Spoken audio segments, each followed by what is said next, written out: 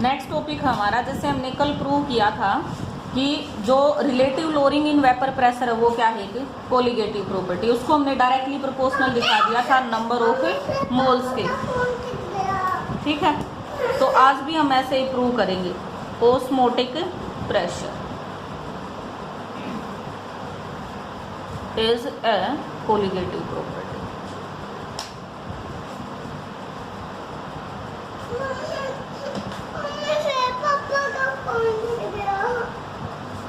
तो osmotic pressure क्या है? कोलिगेटिव प्रॉपर्टी, ये हमें प्रूव करना है। अब हम लेंगे कि जो पाई है वो होता है बेटा ओस्मोटिक प्रेशर।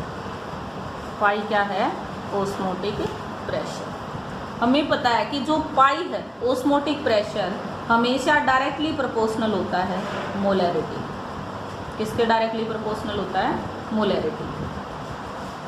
मोलैरिटी क्या होती है? Number of moles of solute dissolve in per litre of solution.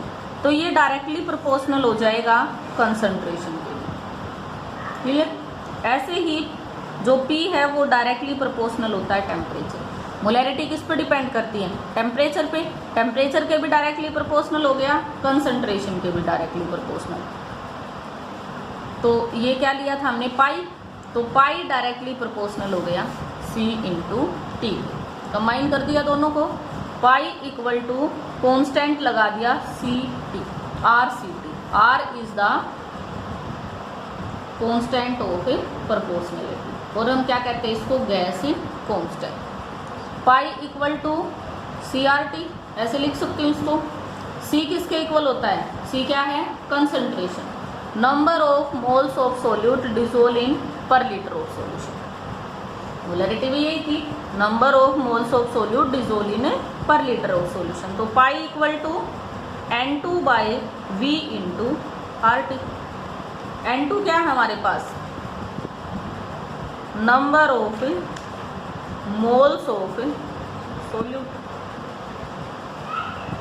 तो पाई किसके डायरेक्टली प्रोपोर्शनल हो गया? Number of moles of solute के। Hence it is a colligative property. क्या थी कोलिगेटिव प्रॉपर्टी? जो number of moles of solute पे depend करे। तो ये यहाँ से प्रूव हो जाएगा। अब हमें निकालना है मोलिकुलर मास इसी से। Molecular mass by osmotic pressure. तो पाई किसके इक्वल हुआ? N2 by V into R T. Pi V किसके इक्वल हो गया? N2 into R T. N किसके इक्वल होता है? गिवन मास अपॉन में मोलर मास। सोल्यूट का है तो W2 by M2।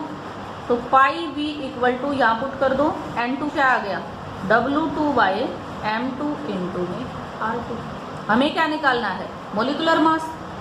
M2 equal to किसके इक्वल आया? W2 into RT as it is. Pi V को नीचे ले आओ, पाई। तो यहाँ से हम क्या निकाल लेंगे? Molecular mass by using osmotic pressure. तो जितनी भी कोलिगेटिव प्रॉपर्टी हैं उनका हम यूज करके मोलिकुलर मास भी निकाल सकते हैं। ठीक है, हो गया यहाँ तक क्लियर? नेक्स्ट बेटा रिवर्स ओस्मोसिस। रिवर्स ओस्मोसिस, घरों के अंदर जो आरओ होते हैं, आरओ क्या इसकी शॉर्ट फॉर्म है? Reverse osmosis. वो किस पे काम करते हैं? हमने पढ़ा था कि जो ओस्मोसिस है वो होता है लो से हाई कंसंट्रेशन की तरफ फ्लो, या फिर सोलवेंट का हाई से लो की तरफ। अगर उससे उल्टा हो जाए, जैसे इधर था सॉल्यूशन, क्लियर, इससे दूसरी साइड इस तरफ फ्लो होते हैं सोलवेंट पार्टिकल। अगर इस तरफ मैंने इतना प्रेशर लगा दिया कि ये ओस्मोसिस हुई नहीं, मतलब सोलवेंट पार्टिकल इधर से इधर गए नहीं, तो वो तो क्या हो गया? Osmotic pressure. अब मैंने प्रेशर अप्लाई कर दिया greater than osmotic pressure, osmotic pressure से भी ज्यादा प्रेशर लगाया, तो यहाँ पे क्या हो रहे थे? सोलवेंट पार्टिकल फ्लो हो रहे थे इस तरफ से इस तरफ। अब किस तरफ फ्लो होने शुरू हो जाएंगे? इस तरफ। क्लियर? तो अगर प्रेशर ग्रेटर देन हो जाए ओस्मोटिक प्रेशर के through a semi permeable membrane, opposite osmosis will be start. This is called the reverse osmosis. इसकी एप्लीकेशन आती है। एप्लीकेशन क्या है? डीसैलिनेशन ऑफ सी वाटर, और घरों के अंदर जो आरओ है उसमें यूज होती है। डीसैलिनेशन कैसे? जैसे साल्ट वाटर होता है, सी वाटर के अंदर क्या होता है? ज्यादा साल्ट वाटर, उसको फ्रेश करना हमें, तो पहले तो किस तरफ फ्लो होता है? साल्ट वाटर है। अगर खाली हम ओस्मोसिस करें तो ओस्मोसिस में तो क्या होएगा? वाटर कम है, तो बाहर से आना चाहिए इसके अंदर वाटर। हमें क्या चाहिए? हमें तो यहाँ से वाटर को प्योरीफाई करना है, तो हम क्या करेंगे? दूसरी साइड जो प्रेशर है वो ज्यादा लगा देंगे हम ओस्मोटिक प्रेशर से। तो क्या हो जाएगा? यहाँ से साल्ट के पार्टिकल इस तरफ आने शुरू हो जाएंगे, तो क्या हो जाएगा? वाटर प्योरीफाई हो जाएगा। क्लियर? ठीक है भाई, ये करना है याद। आज का काम है तुम्हारा ये वाले न्यूमेरिकल करने। हमने क्या पढ़ा था? Pi equal to CRT concentration. देखो इसमें दे रखी है वॉल्यूम, ये कह रहा है 200 centimetre cube of an aqueous solution. तो वॉल्यूम क्या हो गई? 200 सेंटीमीटर। इसको लीटर में कन्वर्ट कर लो बेटा, 1000 से डिवाइड हो जाएगा। Solution of A protein contain 1.26 gram of protein. Protein क्या इसमें? सोल्यूट है, तो मास ऑफ सोल्यूट कितना हो गया? 1.26 gram. Osmotic pressure of such a solution at 300 kelvin is found to be 2.57। Pi की वैल्यू दे दी।